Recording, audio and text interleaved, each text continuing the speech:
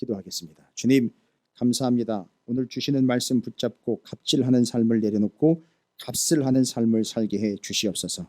말씀으로 주신 귀한 말씀이 얼마나 값이 있고 값어치 있고 가치 있을 뿐만 아니라 귀하신 말씀인지 우리가 믿음으로 받아 오늘의 귀한 말씀이 주 예수 그리스도의 핏값인 것을 잊지 않게 하여 주시옵시고 우리의 삶에서 그 값을 환산해낼 수 있도록 도와주시옵소서.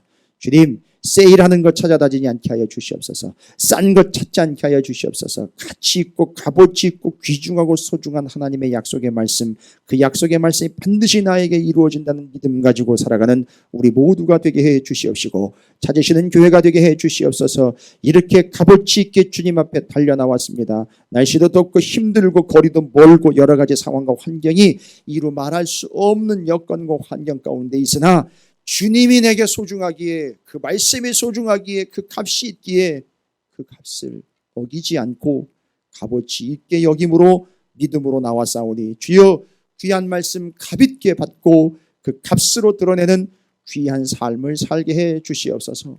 오늘도 주님의 말씀에 기록된 예수 그리스도의 어떠하심을 드러내고 세상 한복판에서 외치는 자들이 되게 해 주시옵소서. 나의 어떠함을 피력해내는 이전까지의 삶을 다 내려놓고 주님의 어떠하심을 드러내는 복된 삶이 되게 하여 주시옵소서. 감사드립니다. 예수님의 이름으로 간절히 기도 올리옵나이다. 아멘. 할렐루야. 여러분 축복합니다. 하나님의 말씀이 말씀대로 여러분에게 이루어지기를 주님의 이름으로 축복합니다. 예, 이게 눈치채시는 분들은 눈치채셨을 거예요. 일부 예배 때 오늘 여호수아서 3장 1절부터 6절까지의 말씀, 하나님이 약속하신 바 말씀하신 바 너희가 어디 들어갈 거다? 가나안 땅 들어갈 것이다. 그 땅을 그래서 일명 무슨 땅이라고 불러요? 약속의 땅이라고 그래요. 그러면 여러분 가나안 땅 들어가면 그게 뭐가 이루어진 거죠? 약속이 이루어진 거예요. 오케이. 이스라엘에겐 하나님의 약속이 어떻게 된다? 이루어진다는 거예요. 어떻게 될 때요? 가나안 땅 들어갔을 때 요단강 건너 들어가면 약속이 약속대로 이루어지는 거예요. 약속은 하나님의 말씀이라 그랬어요. 여러분 축복합니다. 하나님의 말씀이 여러분에게 그대로 이루어지기를 주님의 이름으로 축복합니다. 오늘 말씀이 그대로 여러분에게 이루어지기를 주님의 이름으로 축복합니다. 그런데 여호수아 3장 1절부터 6절까지 보면 하나님의 말씀인 약속이 그들에게 그대로 이루어지려면 조건이 두 개가 있더라는 거예요. 기억하십시오. 일부 예배 오신 분들은 좀 도와주셔도 되고요. 아니요, 그냥 가만히 계십시오. 차라리 제가 할게요. 그냥 그러면. 예. 우리 장로님은 항상 앞에서 다 정리하셔가지고 대답 다 하시니까. 자, 여러분 어떻습니까? 일단 여러분에게 하나님 말씀대로 이루어지길 원하십니까? 근데 여러분 제가 이거 이야기 드릴 때 좀 중요하고 무서운 얘기기도 한데 말씀이 말씀대로 약속대로 이루어지면 두 가지 경우가 있거든요. 하나는 심판대로 될 거고요. 하나는 말씀이 약속하신 대로 이루어져. 하나님의 약속하신 그 성취가 그대로 기록된 대로 이루어질 거예요. 요한계시록 우리가 요즘에 나누죠. 하나님이 이 땅 가운데 재앙을 허락하셨습니다.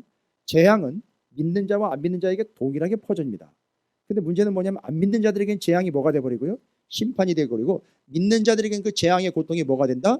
성숙하고 온전하게 하여 구원에 합당한 자로 만들어 간다는 거예요. 근데 하나님의 말씀이 역시나 변함없는 진리는 뭐예요? 하나님의 말씀은 말씀대로 이루어진다는 거예요. 근데 그게 어떤 사람한테는 뭐가 돼버리고요? 심판이 되고 어떤 사람에겐 구원이 된다는 거예요. 저는 여러분에게 어떤 의미로 이루어지기를 원한다?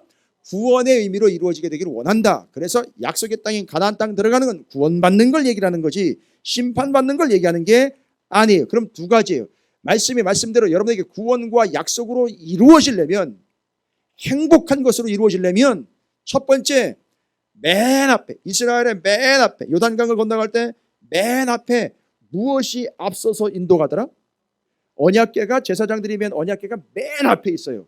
그럼 이스라엘 전체는 그걸 뭐 하는 형상이 된다? 그대로 따라가는 거예요. 하나님의 말씀을 절대 뭐 하지 말고 앞서지 말고 하나님의 말씀인 약속을 어떻게 해야 한다? 철저하게 따라가라는 거예요. 할렐루야. 말씀은 약속입니다. 반드시 이루어집니다. 어떻게 될 때요? 따라갈 때. 할렐루야. 그러니까 말씀보다 앞서지 마세요. 그래서 제가 신방 얘기했잖아요. 제가 부목 시절에 신방 가면 절대 신방대원들은 하나님의 언약궤인 말씀을 들은 목사보다 푹 해가지고 앞서가가지고 아이 집사님 권사님 나왔어. 뭘 자기가 왔어. 주님이 오시죠.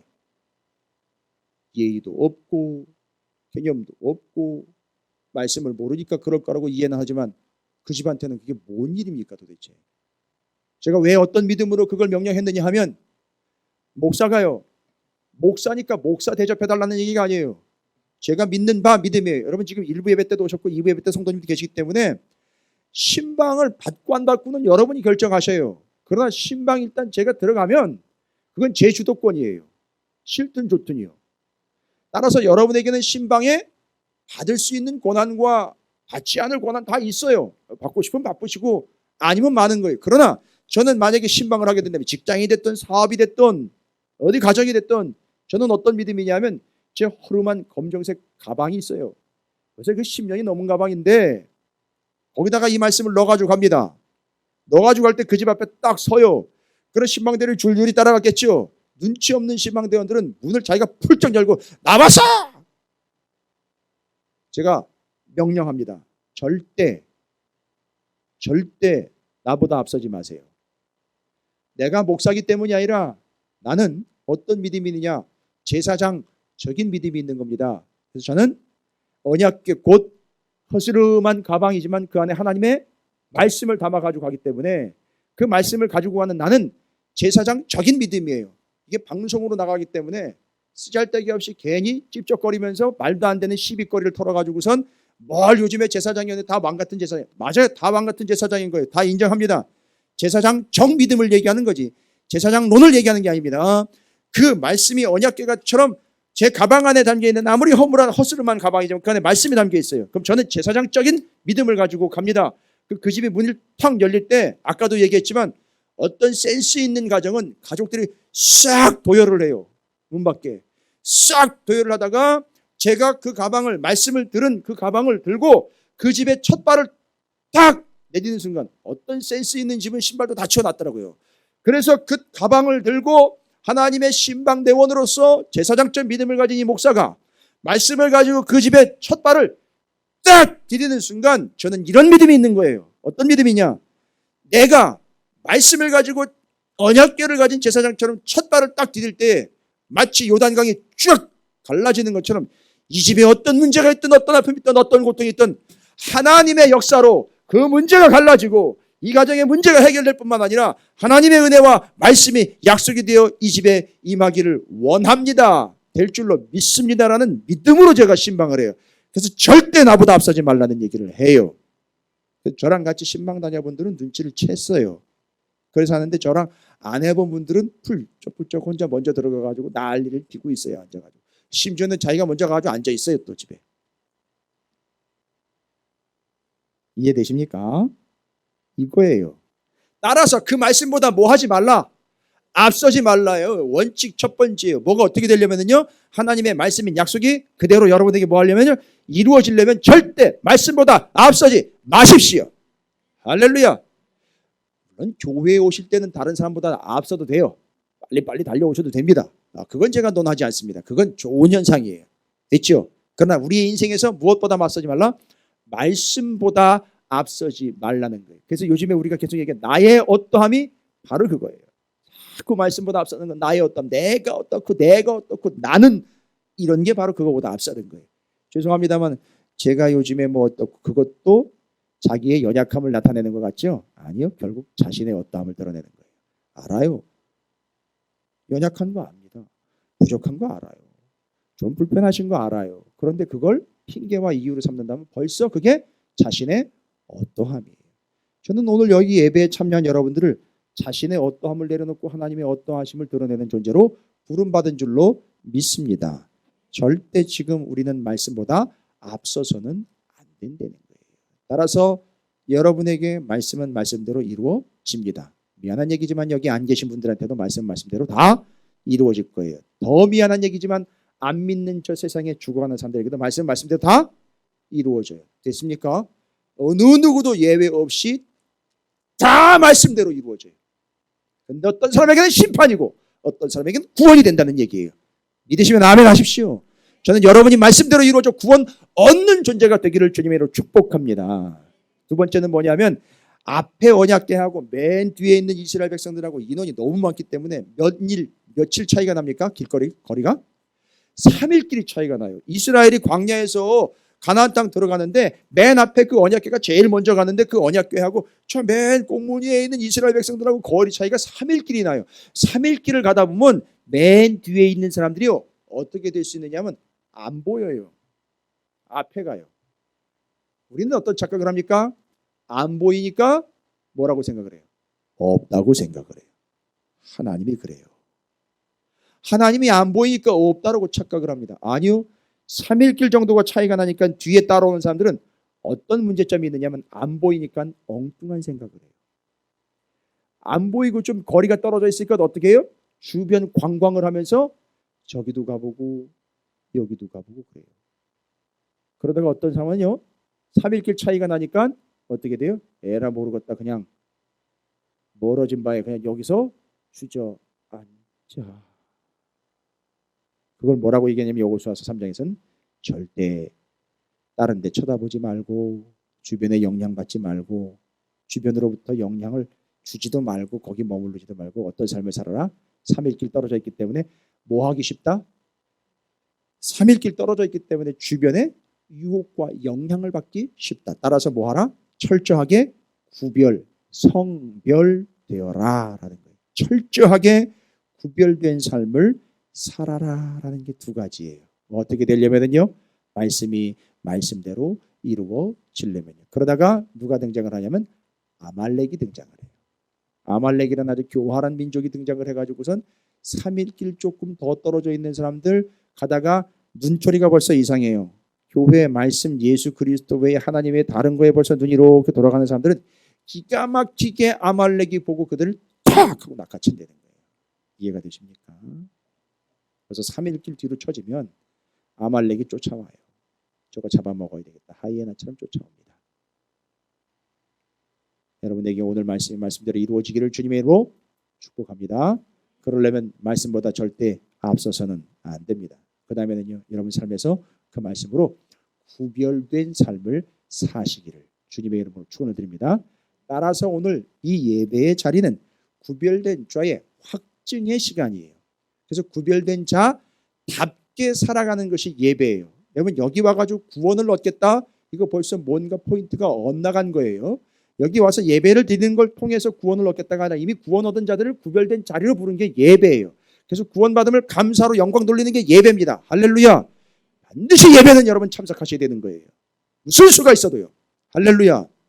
잊지 마십시오. 이건 원칙이에요. 왜요? 말씀대로 이루어질 거니까요. 그게 심판이 되지 않고 약속의 성취가 되시고 구원이 되시기를 다시 한번 주님의 이름으로 축원을 드립니다. 자, 그러면 오늘도 주님의 어떠하심을 집중해 봅니다. 마태복음 17장 중요한 사건이 하나가 등장합니다. 변화산 사건이에요. 변화산 사건인데 주님의 모습이 와우 어떻게 변화가 되었느냐 본문에서 참 놀랍게 변화가 되었다라는 사실을 한번 보시겠습니다. 엿새 후에 예수께서 베드로와 야고보와 그 형제 요한을 데리시고 그러니까 이스라엘 백성들 가운데 제자를 선택하셨고 제자들 가운데에서 변화산으로 올라가셨는데 다 데리고 올라가신 게 아니라는 거죠. 12제자를 싹 데리고 올라간 게 아니라 누구를 데리고 갔다는 얘기죠. 베드로, 야고보, 요한 3인방을 데리고 올라갔습니다. 3명만 데리고 올라간 거예요. 뭔가 중요한 일인 것 같아요. 올라갔는데 무슨 일이 있었느냐. 17장 이전에 그들 앞에서 뭐가 됐습니까? 변형되사. 여러분 여기 동그라미 쳐놓으시고 표시해 놓으시기 바랍니다. 변형되사라는 게 상당히 중요한 단어입니다. 그 얼굴이 잘 보십시오. 어떻게 됐습니까? 해같이 빛나며 옷이 빛과 같이 희어졌더라. 그러면요 주님이 변화하실 필요가 있을까요? 제가 이런 질문을 해봤어요. 이 본문을 보면서 아니 주님이 굳이 뭐 변화하셔야 되나? 더 변화가 필요하신 분인가요? 예?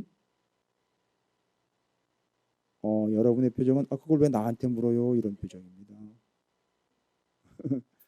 여러분 주님이 뭐가 더 아쉽고 부족해서 또 변화가 돼야 되는 분입니까? 엄밀한 의미로 치면은 주님이 변화되셔야 되는 분이 아니라 우리를 변화시키러 오신 분이죠. 그런데 주님이 변화된 모습이 중요해요. 주님이 변화된 모습이 어떻게 변했대 그랬죠? 해같이 빛나고 옷이 빛과 같이 희어졌더라. 여러분, 빛과 같이 희어지고 해같이 빛나는 거 어디 나와 있습니까, 여러분? 요한계시록에 나와 있죠. 그 요한계시록에 누가 그렇게 하얗게 희어지고 빛과 같이 빛나는 존재가 되어 있죠? 누구죠? 바로 그 밑에서 순교를 당하여 믿음을 끝까지 지키다가 어떻게 된 사람들이죠? 구원받아가지고 하나님 보좌 앞에 모여있는 사람들이 다 어떻게 돼 있어요? 흰 옷을 입고. 그래서 제가 머리가 희어지지는 이거 염색을 안 하는 이유가 있어요. 주님 좀 알아보시라고. 이렇게 제가 좀 변화가 됐다고 알아보시라고. 근데 요한계시록에 보면은 바로 그 구원받은 사람들의 복장이 아주 희고 밝아요. 근데 그게 표현을 희다라고 표현을 했지 너무 밝고 이 땅에 있는 흰색으로는 표현이 안 되는 색이긴데 그냥 흰색이라고 쓴 것뿐이에요. 그러면 예수님의 모습이 어떻게 됐다? 밝고 희게 변화가 됐다. 이건 예수님의 변화는 바로 우리의 무엇을 위한 조건이 된다는 걸 얘기하고 있죠. 우리의 구원을 위한 예수 그리스도의 사역을 이야기하고 있는 거예요. 주님이 변화가 되어 주님이 구원을 받아야 된다가 아니라 주님이 우리를 이같이 변화시키러 오신 분이라는 얘기인 거예요. 이해가 되십니까? 주님이 구원이 필요해가지고 변화된 존재가 아니에요. 주님이 변화된 모습을 보면 아, 이걸 위해 오셨구나. 희어지게 하고 빛과 같이 빛나게 하시려고 오신 거구나. 우리 뭐 하겠다? 구원시키려고 오신 거예요. 할렐루야. 여러분, 여기부터 이제 정리가 필요한 거예요. 아, 그 변화된 모습은 주님이 변화가 필요한 게 아니라 우리를 변화시켜 우리를 구원 얻게 하려고 하시는 분이로구나. 중요한 사실입니다. 그래서 그들 앞에 변형돼서 그 얼굴이 해같이 빛나며 옷이 빛과 같이 희어졌더라. 근데 중요한 거는 뭡니까? 여러분, 예수님이 3인방 데리고 올라갔죠. 근데 이 변화된 예수님 옆에 누군가 등장을 해요. 지금은 존재하지 않는 사람 두 사람인데 옛날에 구약 성경에 있었던 두 사람이죠. 누구죠? 모세와 엘리야예요. 이건 또 무슨 일인가? 이거 어떻게 된 건가? 모세와 엘리야가 또 등장을 합니다. 그럼 이건 누가복음이에요. 누가복음에 보면 이 본문을 그대로 옮겨놓은 누가복음 9장 28절부터 36절에 여기 지금 마태복음에도 주님이 영광스러운 모습으로 변화되었다라는 표현을 그 누가복음에도 그대로 설명을 했거든요. 그런데 예수님과 그 등장한 두 사람 있죠. 모세와 엘리야. 그래서 이 세 분이 누가복음 9장 31절에 그 세 분이 마태복음에는 안 나와 있는데 누가복음에는 그 세 분이 얘기를 나눈 내용에 대해서 나와 있어요. 그러니까 그분들이 여유 있게 또 거기서 얘기까지 나누신 거예요. 변화산에서 모세와 엘리야가 등장을 했고 예수님은 변화가 되셨고 세 분이 모여서 얘기를 나눕니다. 마태복음은 안 나와. 오늘 우리가 이거 17장에는 안 나와 있는데 누가복음 9장에 나와 있어요. 그분들이 뭔 얘기를 나눴는지 여러분 9장 누가복음 9장 31절에 뭐라고 나와 있습니까? 영광 중에 나타나서 장차 예수께서 영광 중에 누가 나타난 거예요? 그 모세와 엘리야가 나타나가지고선 뭘 얘기했는 겁니까? 예수께서 예루살렘에서 별세하실 것을 말씀을 하셨어요. 그러니까 세 분이요. 모세, 엘리야, 예수님이 모이셔가지고선 이런 얘기를 한 거예요. 누가 먼저 얘기를 꺼냈는지 모르겠는데 세 분이 공통적으로 얘기한 거야. 야, 이제 알지? 니들 여기 니들 이러면 안 되겠다. 모세, 엘리야 이래가지고선 예수님이 얘기하는데 이제 저기 주님이 이 예루살렘에서 이렇게 별세하실 거 아닙니까? 그거 이렇게 되고 저렇게 되고. 가만히 들어보니까 내용상 포인트는 뭐예요? 예수님이 예루살렘에서 별세하신다는 거예요. 잠시 후에. 그걸 얘기를 누가복음에서 기록을 했어요. 아니 이걸 어떻게 듣고 기록을 했는지 어찌되었든 듣고 기록이 됐는지 어떻게 누가 전달을 해줬는지 모르겠는데 예수님과 모세와 엘리야가 예수님이 뭐 하실 것에 대해서 별세하실 것에 대해서 얘기했다는 거예요. 마태복음에는 안 나와 있는데 여러분 근데 헬라어의 별세라는 말은 제가 여러분 몇 번 얘기 드린 내용이에요. 별세라는 말은 여러분 우리나라 말로는 별세가 무슨 뜻입니까? 돌아가신다는 얘기예요. 그러니까 이거 쉽게 얘기하면은 우리나라 말로만 끝나면 예수님이 이제 장차 돌아가실 건데 그러면 저기 예수님이 장차 돌아가실 거니까 오케이 홍종락 권사님한테 얘기합시다. 어디 상조에서 들으신 거 있어요? 이런 얘기가 이런 식으로 될 수 있어요. 그죠? 단순히 예수님이 돌아가시는 거에 대한 얘기하면 근데 헬라어에는 단순히 예수님 죽을 거야 돌아가실 거야라고 얘기를 하고 다른 얘기로 나와 있어요. 다른 단어로요. 헬라어에는 엑소도스라고 나와 있어요. 엑소도스. 신약을 기록한 헬라어 원문에는 그들이 얘기 나눈 게 뭐냐면 예수님께서 엑소도스 하실 거에 대해서 설명을 했다는 거예요. 그럼 엑소도스는 뭐냐 하면 구약의 출애굽이에요. 출애굽. 아까 세 분이 모여가지고 얘기한 게 헬라어 원어에 의하면 나 죽을 거야 꽥 이게 아니라 예수님께서 출애굽시키듯 이 땅에 있는 사람들을 탈출시키실 거에 대한 얘기를 한 거예요. 그럼 뭔 얘기냐? 잘 보세요. 모세는 이미 뭐한 사람이에요? 출애굽을 실제로 시킨 사람이잖아요. 이스라엘 백성들을 그 애굽 땅에서 몇 년 동안요? 430년 동안 거기서 종살이하던 그들을 모세가 애굽시킨 사람이에요. 엘리야는요, 북이스라엘을 범죄하는 나라, 패역한 나라로부터 그 범죄로부터 뭐 하려고요? 애굽 탈출시키려고 그렇게 애를 썼던 선지자 엘리야예요. 예수님은요, 온 인류를 뭐로부터요? 죽음으로부터, 죄악으로부터 뭐 하려고 오신 분이에요? 구원, 탈출시키려고. 그래서 세 명의 공통점이 이거예요. 죽어가는 자들을 뭐 하려고요? 구원시키려고 한 거예요. 모세 너 해봤잖아. 엘리야 해봤잖아. 내가 이제 해야 되거든. 알지? 이거 예수님께서 말씀하신 내용이에요. 우리가 이들을 구출시키러 다 해본 사람 나도 이제 그거 해야 돼라는 게 변화산에서 내용이었어요. 그러면서 주님이 중간중간에 뭐라고 얘기를 하셨어요? 어떻게 해야 된대요? 주님이 장차 죽이는 자들에게 넘겨줘서 내가 죽고 부활해야 된다는 얘기죠. 이거는 뭘 지겠다는 얘기시죠? 십자가 지고 죽어야 된다는 얘기 하시는 거죠. 지금 전제는 반드시 뭐냐? 예수님께서 십자가에서 뭐 해야 된다? 죽어야만, 돌아가셔야만 뭐가 됐다? 구원을 할 수 있다는 얘기예요. 그래서 출애굽 얘기도 하고 죄악으로부터 구출도 얘기하고 예수님은 인류를 구원시키려고 하는 얘기도 하지만 그걸 위해서는 다른 사람들은 모르겠는데 주님은 반드시 뭘 지어야 된다? 십자가를 져야 된다는 거. 그러면 잘 보십시오. 변화산에서 예수님이 변화하셨다는 이야기는 주님이 변화가 필요해서 변화되신 게 아니라 엄밀히 말하자면요, 이스라엘 백성들을 구원하시기 위하여 이 땅에 오셔서 우리를 구원하기 위하여 주님은 반드시 뭘 하셔야 된다? 십자가를 지셔야 된다는 거예요. 그게 변화산의 핵심이에요. 그럼 제가 지금부터 재미있는 얘기 해드릴게요. 진짜 재미있어요. 예화 아니에요. 세상 얘기 아니에요. 여러분, 변화산에 예수님이 변화하신 모습, 휘어지고 밝아지는 그것, 나는 그 주님이 영광스럽게 되는 걸로만 알았는데 변화산이 무엇을 담고 있다는 얘기죠? 변화산에서 변화되시고 그 세 분이 얘기 나눈 거는 결론은 뭐예요? 뭐 하겠다는 거죠? 여기 산 밑에 있는 저 사람들 다 구원하겠다는 거예요. 그럼 변화산은요, 주님이 이렇게 놀랍게 변화됐다라고 주님을 띄우는 게 아니라 염두에 두는 건 뭐예요? 온 인류의 구원이에요. 그리고 반드시 뭐 해야 되겠다? 십자가 져야 되겠다. 가만히 보시면은요, 뒤에 예수님이 십자가 지시는 사건이 있잖아요. 그리고 그 십자가가 어디 세워집니까? 골고다의 언덕에 세워져요. 변화산이 산이라는 표현했지만 여기도 언덕이에요. 뒤에 가면 주님이 십자가 져야 되겠다 그래서 십자가가 세워진 데가 어디냐면 골고다예요. 지금 변화산을 이야기하고 있는데 예수님은 어디를 염두에 두고 있습니까?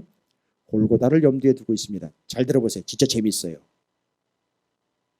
그래서 어렵다는 거예요. 성경을 자기 식대로 그냥 편식하면서 예화나 듣고 예배 시간에 장난질이나 하다가 웃기는 얘기나 듣다가 다 날려버리고 뭔 얘기했나? 말씀에 뭐라고 얘기하고 있나? 하나도 안 남아있고 세상 얘기나 잔뜩 듣다가 웃다가 즐기다가 끝나버린 사람들한테는 절대 남을 수 없는 얘기예요. 예수님이 변화산에서는 구원을 염두에 두신 거고 자기가 십자가를 져야 된다는 거예요. 그러다 보니까 어디가 또 염두에 둬야 되냐면 장차 십자가를 지시게 될 골고다를 염두에 두는 거예요. 됐지요? 그럼 여기서 변화산은 잘 보세요. 마태가요, 변화산에서 예수님 변화된 걸 기록을 할 때 마태 역시 어디를 염두에 둔 거죠? 골고다사에서 십자가 지게 될 예수님을 염두에 둔 거예요. 되게 재미있습니다. 목사님 뭘 얼마나 재밌길래 이렇게 자꾸 재밌다고 이렇게 들어보세요. 편의상 이 산은 변화산이라고 얘기할게요. 편의상 그 산은 골고다라고 얘기를 할게요. 잘 보세요. 지금 변화산의 의미를 이미 설명드렸으니까 제가 얘기하는 거예요. 지금 오늘 말씀 좀 쉽지 않다 그랬죠. 그러나 여러분 어렵지 않죠? 여기까지 이해되시죠? 예? 어려우시면은 오른발 드세요. 제가 다시 설명드릴게요. 잘 보세요. 변화산에 예수님 변화된 모습은 구원받은 실질적인 모습으로 십자가를 지셔야 되겠다라는 이야기로 뭐 하겠다는 의지의 표명, 인류를 죄악과 죽음으로부터 구원, 엑소더스 시키겠다라는 걸 설명을 했고, 그러려면 변화산에서 끝나면 안 되지요. 오케이, 변화산에서 시작. 어디서 마무리? 그렇지요. 시작. 그 다음에 다 이루었다. 거기까지 가야 돼요. 골고다까지. 다 이룰 때까지 가야 돼요. 뭐를 이룰 때까지요? 구원을 이룰 때까지. 그 골고다 반드시 챙겨야 돼요. 마태는 그거 챙깁니다. 이 산에서는요. 이 산에서는 예수님이 영광스럽게 변화가 되시지만 그 산에서는요. 골고다에서는요. 수치를 당하십니다. 그죠? 망신당하는 거예요. 사람들 앞에. 거기가 뭐예요? 골고다에서요. 이게 예수야 이러면서 여기선 영광스러운 모습으로 변화가 되시지만 거기서는요. 아주 수치를 당합니다. 조롱을 당합니다. 그 모습들이 기록되어 있잖아요. 조롱하면서 뭐라고 얘기를 해요? 야, 네가 그쵸? 여러 가지 얘기하나. 네가 유대의 왕이냐? 왕이라며? 너 뭐 능력자라며? 그러면 내려와봐. 어마어마한 수치를 당합니다. 여기선 영광을 받으나 그 산에서는요 수치를 당합니다. 여기서 다가 아니에요. 몇 가지 더 있어요. 이 산에서는요 예수님의 옷은 어떻게 돼요? 하얗게 희고 빛나는데요. 그 산에서는요 살빛으로 빛났잖아요. 어떻게 됐기 때문에 그 옷을 싹 벗겨버렸잖아요.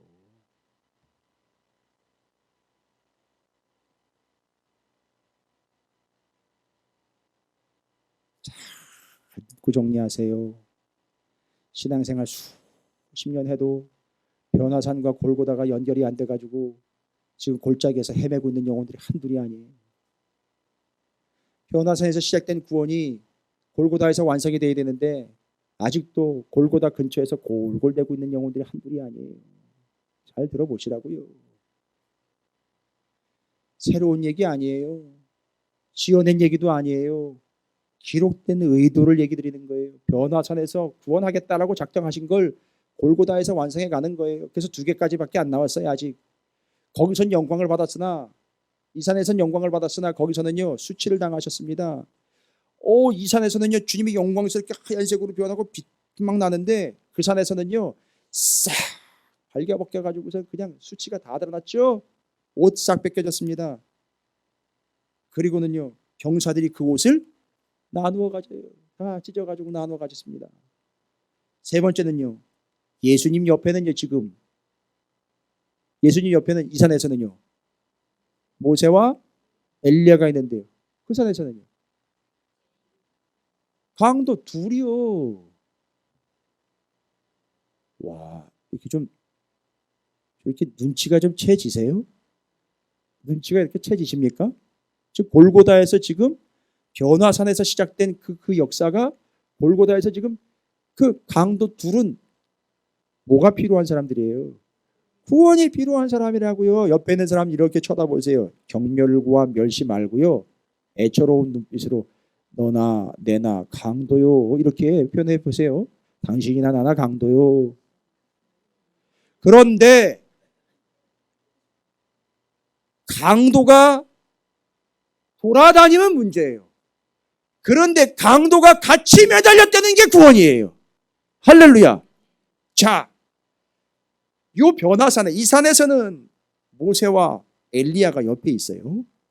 그 산에서는 구원해내야 될 강도 둘이 달려있는 거예요. 자, 이쯤 되면 이거 우연의 일치치고는 뭔가 의도한 게 있는 것 같은데 좀 느껴지세요? 예? 오늘 방송 그냥 끊어버리고 우리끼리 그냥 끝내버릴까 이거? 방송 나가면 듣고서 뭐 되게 뭐 아닌 척하면서 이걸 갖다가 그거 아냐고. 제가 요즘에 그 이상한 그 정보를 하나 들었는데 우리 교회에서 그 성경 좀 공부하고 나간 사람들 그 엄청나게 아는 척하고 그런다면서 나가가지고 참 어떻게 막을 수도 없고 그게 수준이에요. 알지도 못하면서 제대로 알지 못하면서 그 조금 아는 거 가지고 되게 아는 척하고 모르죠. 교회 돌아와가지고 계속 방송을 청취하면서 말씀을 정리하고 있는지 모르겠지만 뭐 말씀은 소유물은 아니니까 그런다면 뭐 그렇게 해도록 둬야지요. 뭐 벌 수 있겠습니까만 그러나 저는 알아요. 그게 주님의 어떠하심을 드러내는 게 아니라 자신의 어떠함을 드러내는 속으로 쓰고 있으니까 그들의 마지막은 제가 훤히 알고 있어요. 제가 방송을 통해 부탁 말씀드립니다. 그런 행태로 그런 작태로 자기의 것을 챙기는 분들 스탑하십시오. 끝이 안 좋습니다. 그러나 제대로 복음을 전하시려면 원복음을 전하시기 바랍니다. 자, 아직 3개밖에 안 했어요. 3개 더 있어요. 어떻게 좀 허기가 지시니까? 지금 어디로부터 어디까지 갔죠? 변화산에서 골고다산이에요. 와. 그러면 변화산 골고다산 얘기하려면요 저 구약에 또 산 하나 더 얘기해야 돼요. 지금 이거 구원받기 위해 십자가 달리고 뭐 죽고 얘기하잖아요. 그럼 그것도 나오잖아요. 그 산 얘기 나와야 돼요. 죄송합니다. 제가 되게 깐죽거리나요 지금? 아니에요. 제가 지금 여유가 좀 있어서 그래요. 와우 변화산 그 다음에 골고다 그 언덕배기에서 그리고 구원을 위하여 예수가 십자가 져야 되고 예수가 십자가 져야 되고 예수가 십자가 져야 되고 예수가 죽어야 되고 이거 얘기 나오는 거 있잖아요. 자꾸 신의 산 얘기하지 마세요. 거기서 얘기한 건 하나님의 율법을 받은 거고. 그렇죠. 모리아산 대단한 수준이에요. 빙고. 살만 납니다. 성도가 성경을 많이 하면 목사가 귀찮고 참 시험에 된다는 거예요. 어디 그렇습니까? 성도가 성경을 많이 알아야 말씀 전하는데 편하죠. 잘 보십시오. 그러면요, 제가 오늘 그 얘기는 안 할게요. 모리아산, 변화산, 골고다 좀 가자는 얘기예요. 하나만 가지고 지금 자기의 집 뒷동네도 한 번도 못 올라갔던 사람들이요. 변화산, 골고다, 모리아 얘기하면 정말 골치 아파 뭐 이런 얘기는 하고 있는데 그 모리아산에서 무슨 일이 있었습니까? 아들을 이삭을 제물로 바쳐야 되는데 양 준비돼가지고 대신 바쳐 죽이고 아들 살려낸 얘기 그 얘기 아닙니까? 오케이 예수가 하나님의 어린 양으로 죽고 사람들 구원해내는 얘기 그거 아니에요. 그 산 이야기가 이 산으로 넘겨오는 겁니다. 말이 막 버벅거든요. 근데 오늘은 우리가 변화산과 변화산과 골고다를 이야기하고 있어요. 3번째까지 얘기했습니다. 4번째로 얘기해 드릴까요? 여기는요 이 산에서는요 이 변화산에서는요 밝은 구름이 현장에 쭉 덮입니다. 그런데요 그때요 골고다에서 어떻게 돼요? 천지가 다 어두워지잖아요.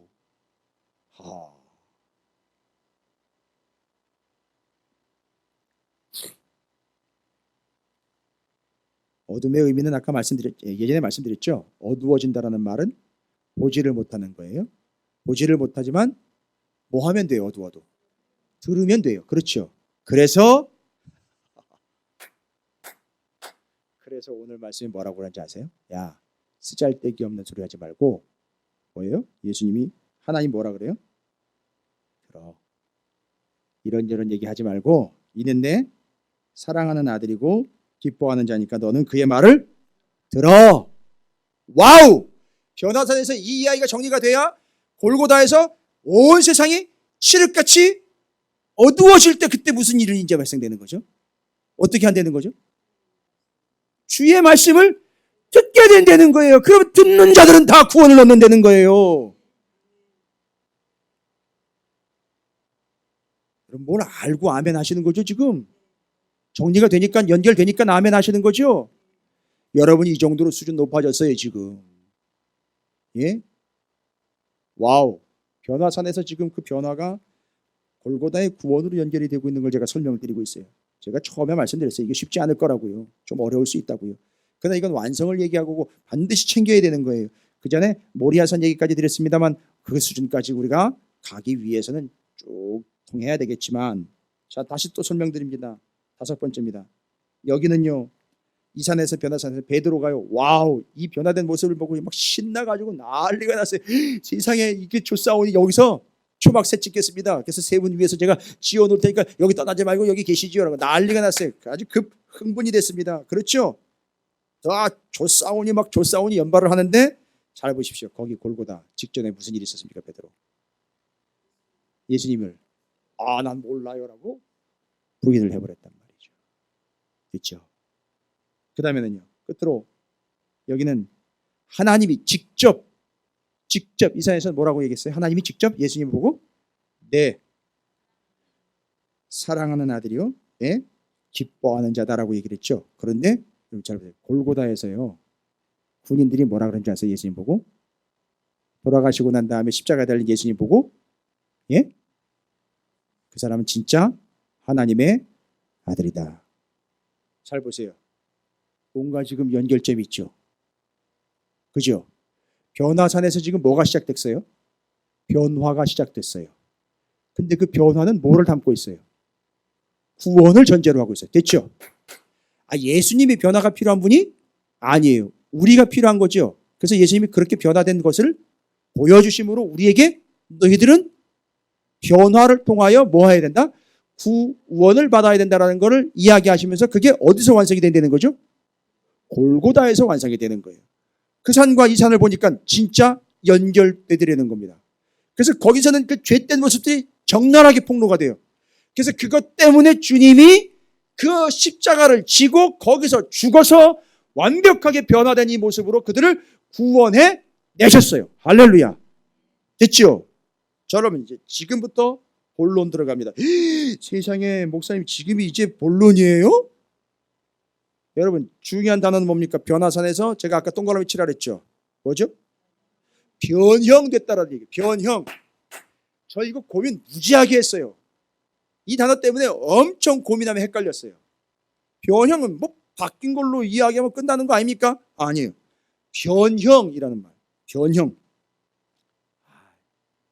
쉽지 않아요. 이것 때문에 조금 어렵다는 거예요. 이 단어 때문에. 메타모르포라는 단어예요. 메타모르포. 이게 단어도 어려워요. 변형이라는 말은 메타모르포오예요. 메타모르포오. 짜증내지 마세요. 그게 원래 그 단어예요. 이거 신경 써서 안 보면 변화사 사건이고 골고다고 다 꽝되는 거예요. 아니 신약 성경 다 꽝되는 거예요. 메타모르포오라는 단어예요. 근데 여러분 이 단어의 뜻이 뭐냐면 변화되다라는 게 아니라 변화가 되다라는 게 아니라 원래 뜻이 보면 메타모르포, 눈치 있는 분들은 한 번 들었을 텐데 거기다 연결을 메타모르포라는 단어는 들어보세요. 이게 왜 변형으로 인식이 됐느냐면 어디다가 꿰어 맞춘다는 거예요. 메타모르포라는 단어가 여기 지금 변형이라는 말을 원래 헬라어로 메타모르포라고 그래요. 근데 메타모르포라는 단어의 원래 뜻이 뭐냐면 어디다 꿰어 맞춘다는 거예요. 제가 그래서 옛날에 무슨 설명 드렸느냐면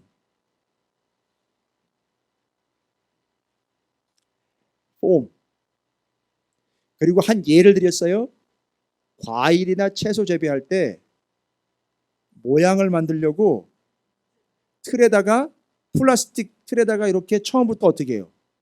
넣어서 자라게 해요. 그럼 희한하게 애호박인데 바나나 틀에다 놓으면 바나나 모양으로 나와요. 근데 먹어보면 애호박이에요. 여러분 애호박 된장국 드셔보셨습니까? 이 진짜 맛있어요. 근데 그런 모양으로 나와요. 수박도 어떤 수박이 나왔느냐면 맞아요. 동그란 수박이 아니라 네모난 케이스에다가 처음부터 키우니까 네모난 수박이 나오더라는 거예요. 세상에나. 이 메타모르포라는 단어가 바로 그거예요. 그래서 변형됐다는 거예요. 그 틀에다가 넣어버리니까 원래 생각했던 게 아니라 다른 모양으로 뭐가 됐어요? 변형이 돼서 나온 거예요. 변질 아니에요? 변형이 돼서 나온 거예요. 형태가 달라진 거예요.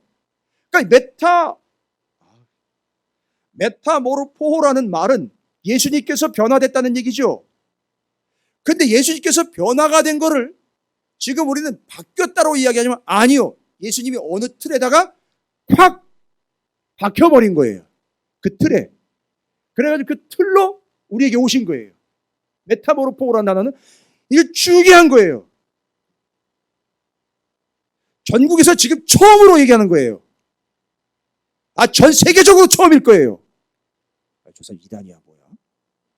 아니요. 이 단어를 알면 확 풀린다니까요. 잘 보세요. 변화산에서는 변형된 걸 가지고선 그냥 할렐루야 바뀌었다 와우 위대한 분 이게 아니라고요. 변화된 모습을 보니까 구원해 내겠다는 거예요. 구원 받아야 된다는 거예요. 구원이에요. 그래서 지금 변화산에서 끝나면 안 되고 골고다에 가서 완성이 돼야 돼요. 그런데 골고다는 변화산에는 없는 게 박혀 있어요. 뭐예요? 십자가요. 그래서 주님이 변형이 되셨는데 그 어떤 틀에 꽉 맞춰졌기 때문에 변형된 거예요. 아까 그 호박을 틀에다 넣으면 변형돼서 나오는 것처럼. 그럼 예수님은요 구원을 이루기 위해 어떤 틀에다가 꽉 쳐박아가지고 그 틀로 바뀌어버린 거예요. 뭐예요? 그렇지요. 십자가예요. 십자가. 구원의 십자가 거기 확 박혀버리기 때문에 예수님이 십자가가 된 거예요. 할렐루야. 이렇게 바뀐 거예요. 이게 변형이라는 거였고 메타모르포라는 말은 주님께서는 이제 아예 십자가가 되신 거예요. 아예 주님이 십자가에다 그냥 박혀버린 거예요. 그러니까 어떻게 된 거예요? 십자가를 절대 뭐 하실 수 없어요. 벗을 수 없어요. 그 호박 자랄 때, 그 과일 자랄 때까지 그 케이스가 틀을 잡아 있는 것처럼 절대 주님은 십자가를 내려놓지 않는 거예요. 그래서 안 내려오신 거예요. 내가 구원을 이룰 때까지 이거 반드시 내가 여기 박혀 있어야 돼. 할렐루야. 그게 변화예요. 예수님은 그렇게 꽉 십자가의 틀로 자리를 하신 거예요. 예수님이 십자가를 졌다라는 것보다 더 중요한 건 무엇입니까? 예수님이 아예 십자가가 되신 거예요. 할렐루야. 그럼 뭐가 될까요? 우리는요. 아니 우리는 어떻게 해야 돼요? 그래서 주님이 뭐라고 얘기했어요? 저마다 자기 십자가를 지라 그랬잖아요. 그렇죠? 그러니까 예수님처럼 지금 우리는 십자가를 지는 게 아니라 결론 누굴 지는 거예요? 그렇죠. 예수를 지고 가야 구원을 얻는 거예요. 예수가 짐이에요? 아니지요. 예수는 구원이에요. 그래서 우리는 바로 그분에게다 뭐 해야 되는 거죠? 그렇죠. 그냥 그 붙박이로 주님께다 그냥 틀을 맞춰버리는 거예요. 메타모르포에서 뭐가 나온지 아세요? 메타노이에오 뭐예요? 제가 예전에 설명 한번 드렸어요.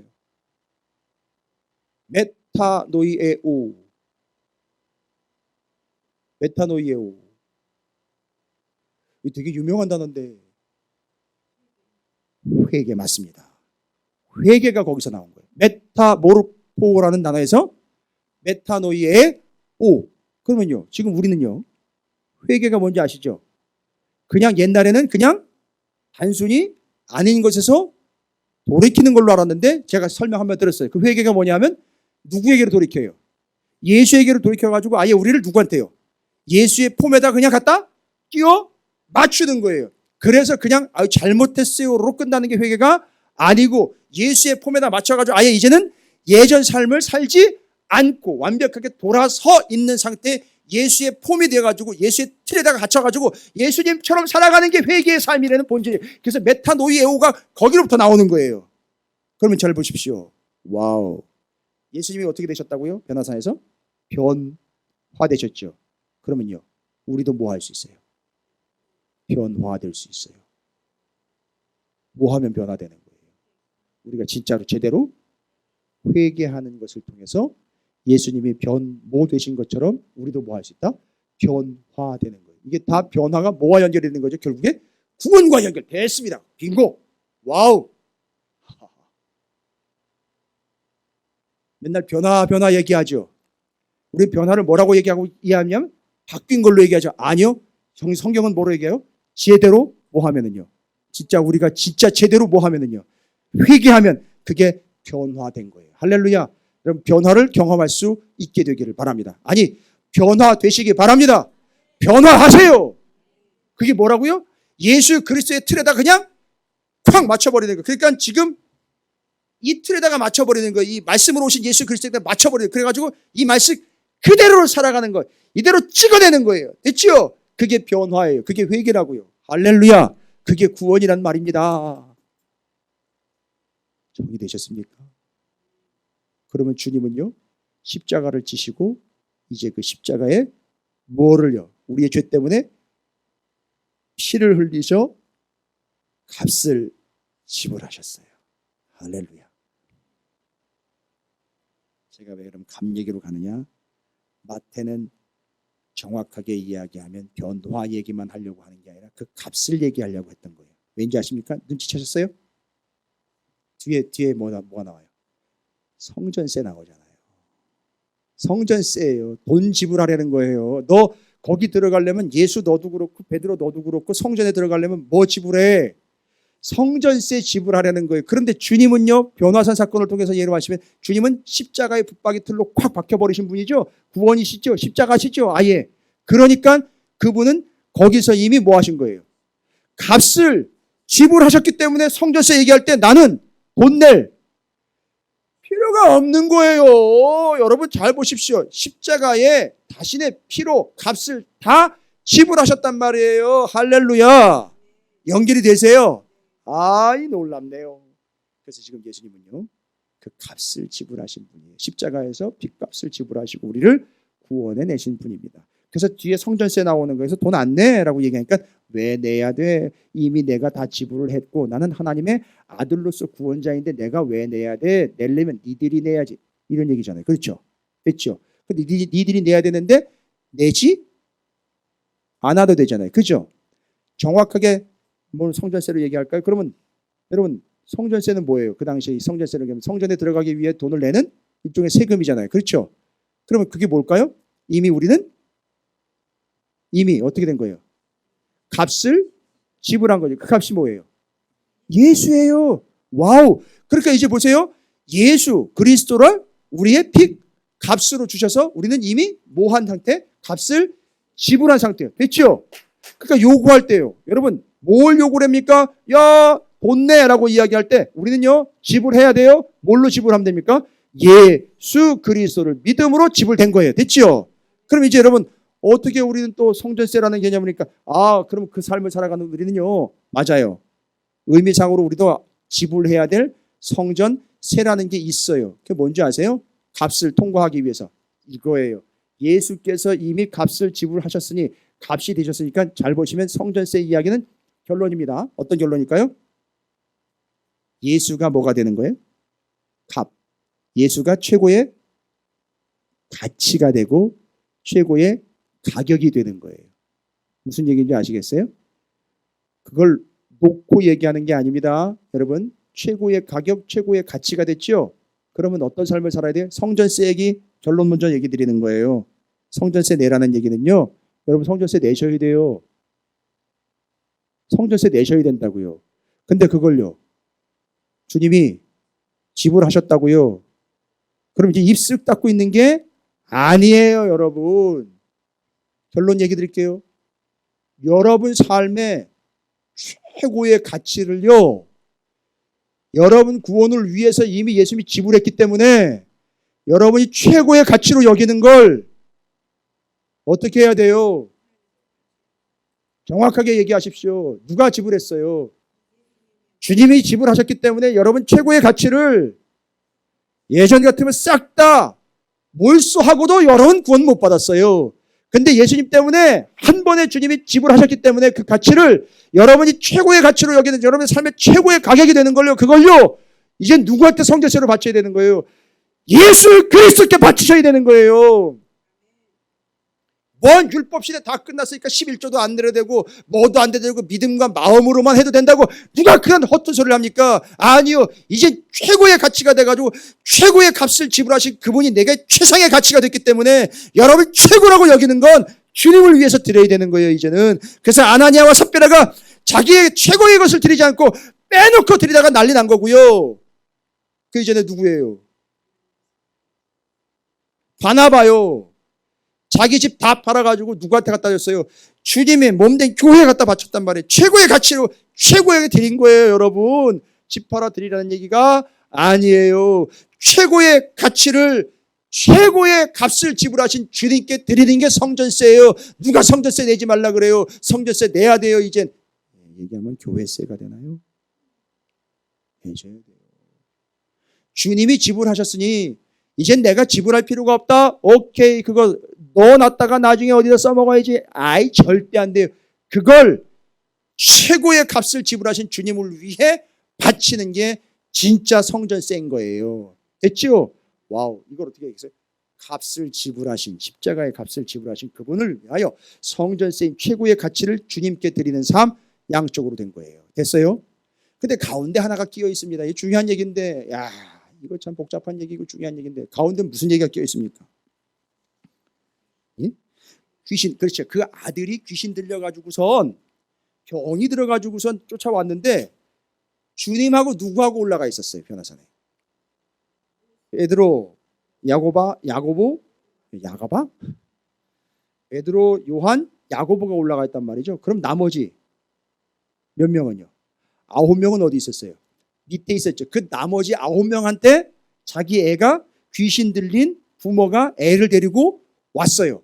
와가지고선 고쳐달라 그랬더니만 고쳤어요? 못 고쳤어요? 아니, 못 고쳤단 말이에요. 야, 이 세상에는 어떻게 이런 일이 있을 수 있는가? 잘 보세요. 지금부터 되게 중요한 얘기예요. 값을 지불한 이야기 양쪽의 사이에 끼어 있는 얘기인데,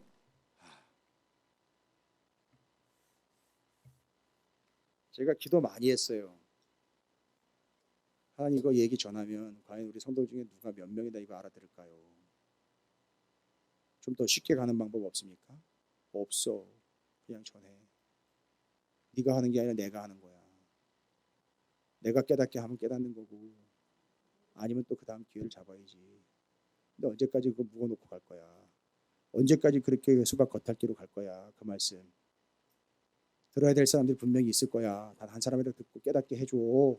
걱정하지 마. 그건 네가 할 게 아니야. 내가 할 거지. 너는 있는 그대로 전해. 그래서 그냥 전하는 거예요. 제가 그것까지 걱정을 할 필요는 없을 것 같다 싶더라고요. 가운데 이제 제가 양쪽을 설명을 드렸기 때문에 조금 수월하실 거예요. 주님이 딱 오셨어요. 벌어진 형상을 보니까 정말 가관이에요.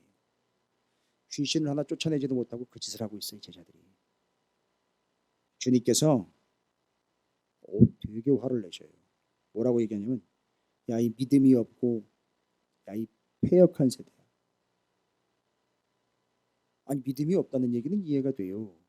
근데 그 패역하다라는 말은요, 여러분 잘 보시면 아시겠지만, 패역하다라는 말은 원래 헬라어 원뜻에 뭐라고 설명되어 있느냐면 변질됐다라는 거예요. 변질. 그러니까 더 의미상으로 이야기드리면 뒤틀려 버렸다는 거예요. 그 여러분 제가 설명드렸잖아요. 지금까지 변형이 돼서 그 모양 쭉대로 그 틀 안에서 가잖아요. 그죠? 아까 얘기 드렸죠. 근데 여기 뒤틀렸다, 변질됐다라는 말은 뭐예요? 그 틀에서 벗어난 거예요. 그럼 지금 이 사건은 중요한 게 뭐냐 하면 그 틀이 누구예요? 예수인데 제자들이 지금 그 틀에서 벗어난 거예요. 아, 이거 어렵네. 이게 뭔 얘기인가? 자, 이제 뒤에 주님이 귀신을 내쫓는데 어떻게 내쫓습니까? 보십시오. 18절에 이에 예수께서 뭐래요? 꾸짖으사. 여러분 이거 누구 꾸짖은 거예요? 귀신 꾸짖은 거예요. 그 다음에 제자들 야단쳐요. 뭐라고 야단칩니까? 뒤에 믿음이 작은 자들아. 믿음이 작다라는 걸 꾸짖어요. 됐죠? 자, 귀신을 꾸짖습니다. 그 다음에 꾸짖는다는 말은 안 나오는데 뒤에 제자들은 믿음이 작은 자들이라고 책망을 하셔요. 여러분 근데 어쩔 수 없어요. 오늘 말씀들이 다 중요한 말씀들이라 새롭게 정리해야 돼. 이 꾸짖다라는 말은 헬라어로요. 에피티마오라는 단어인데 너무 골치 아파하지 마세요. 설명드릴게요. 에피티마오라는 단어는 뭐냐면 꾸짖다라는 말인데 제가 이것 때문에 엄청 고민했어요. 사전 다 찾아보고 난리도 아니었어요. 제가 이거 찾아내느라고. 꾸짖다라는 말인데 야단치다 막 소리 질러가지고서 막 주눅들게 만들어야 될 거 아닙니까? 이 꾸짖다라는 말은 그런 의미잖아요. 근데 이 꾸짖다라는 말은 뭐냐면 단어의 뜻이 값을 지불하다 이런 뜻이에요. 아니 꾸짖다라는 게요. 값을 지불하라는 뜻. 에피티마오라는 단어가 값을 지불하는 원래 헬라어가 그래요. 그 다음에는요, 평가하다, 값을 정하다, 가격을 매긴다는 뜻이에요. 그러면 누구를 꾸짖었대요? 아니요, 귀신을 꾸짖었잖아요. 여러분 정신 차리셔야 돼요. 어차피 말씀 끝나면 밥 드실 거예요. 너무 염려하지 마세요. 여기서 뭐 똑바로 못 알아들었다고 제가 밥 드시지 마세요 이런 얘기 안 할 거예요. 걱정하지 마세요. 밥 드실 거예요. 근데 잘 보세요. 누구를 꾸짖었다? 귀신을 꾸짖었다. 그러면 이 원리의 뜻으로 설명하면 귀신들을 어떻게 했다는 거죠? 평가했고 값을 지불했다라는 말보다는 여기서 정확한 가격을 다시 정한 거예요. 가격을 정한 겁니다. 여기까지 이해가. 그런데 저 뒤에 가면 주님의 제자들이 믿음이 작다는 거예요. 믿음이 작다라는 말의 헬라어는 아주 적은 소수의 가치를 어떻게 한 거죠? 가치를 매겼는데 어떻게 매긴 거예요? 작다라는 말은 평가, 맞아요. 평가 절하가 된 거예요. 누가요? 제자들에게 누가? 예수가 평가? 누구보다? 귀신보다.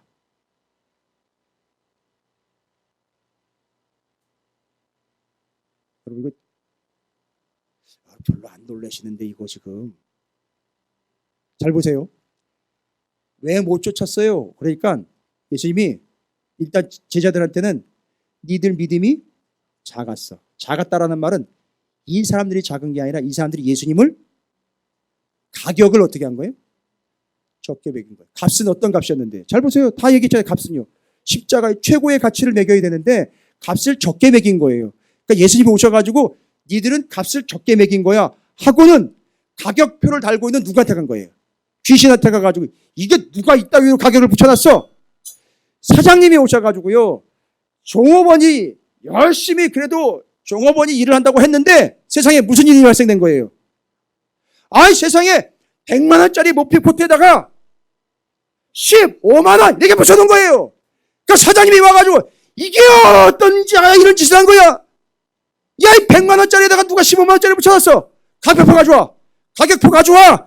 알고 봤더니 그 15만 원짜리에다가 100만 원을 붙여놓고 이 100만 원짜리에다가 15만 원짜리를 붙여놓은 거예요. 세상에 이게 뭘 바보 멍청이 같은 짓을 한 거예요. 가지고 와. 그래서 가격표를 바꾼 거예요. 예수님이 오셔가지고 그 귀신한테 뭐예요?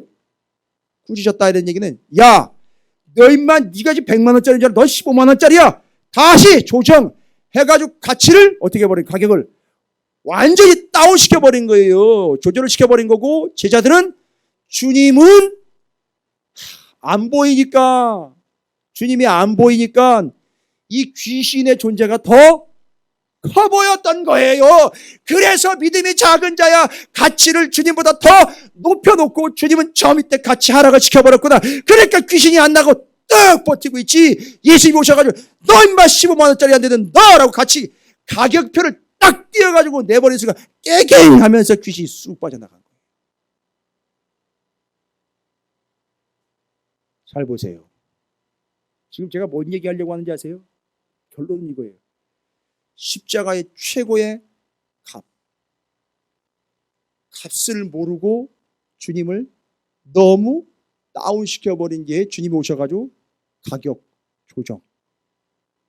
성전세 이야기할 때 누가 세금을 내냐? 아니, 우리는 세금을 낼 필요가 없이 주님이 그 세금이 되어주셨으니 이제 우리의 삶은 어떤 삶을 살아야 된다? 주님 덕분에 주님께 하나님께 마음껏 들락날락할 수 있으니 그 들락날락하는 통행료 내자는 거죠. 어떻게 내자는 거예요? 우리의 삶의 최고의 가치로 우리에게 주셨으니까 최고의 가치를 주신 그분을 위해 내가 최고라고 여기는 그것들을 누구를 위하여 쓰자는 얘기죠. 주님을 위하여 바치자는 얘기인 거예요. 이게 이해가 돼야 바나바가 갖다 바친 걸 보고 그걸 또 흉내내가지고 아나니아와 삽비라가 바치다가 어떻게 최고의 가치를 바친 게 아니라 쏙 빼놓다가 그 일 퍼진 거예요. 됐죠? 정리되셨죠? 와우. 그래서 오늘 설교 말씀 본문 말씀 제목이 뭡니까? 값이 되어 값을 지불한 자입니다. 그러면 우리는 어떤 삶을 살아야 되겠다? 우리도 우리는 뭐만 지불하면 되죠? 예수의 핏 값을 지불하면 돼요. 주님께는 최고의 가치를 드리고요. 거저 받았으니까 이웃에게는 거저 주는 거예요. 이게 가치입니다. 할렐루야. 세상에 제가 믿기로는 여기 계신 분들 다 이 본문 말씀을 알아들으시는 걸로 믿습니다. 식사하실 때 오늘 된장국인 걸로 알고 있어요. 된장국이 어떻고 뭐가 어떻고 제가 오늘 부탁드립니다. 음식 평가하지 마세요. 오늘 말씀 되게 중요한 말씀이에요. 다시 식사하시면서 말씀 나누면서 값을 정리하시기 바랍니다. 오늘 여러분이 먹는 된장국이 핏값이에요. 값하시기 바랍니다. 값을 하시기 바랍니다. 그래서 갑질하지 말고 값을 갚으십시오. 할렐루야. 할렐루야. 오늘 말씀 정확하게 십자가 변화산에서 골고다로 이어지면서 구원을 완성하실 핏, 값, 가치, 가격 조정 그리고 최고의 가치인 예수 그리스도께 우리의 최고의 것을 값으로 지불하는 삶 실제로 살아내는 여러분 모두가 되시기를 주님의 이름으로 축원을 드립니다.